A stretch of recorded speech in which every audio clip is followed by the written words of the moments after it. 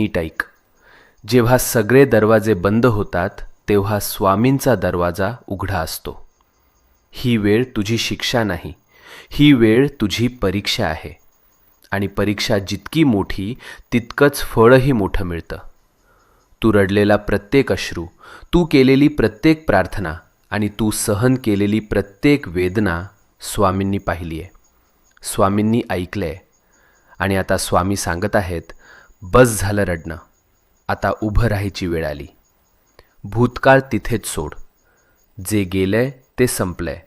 आता तुझं जीवन नव्यानं सुरू होणार आहे. नवीन संधी, नवीन आनंद, नवीन यश, सगळं तुझ्या दाराशी उभं आहे.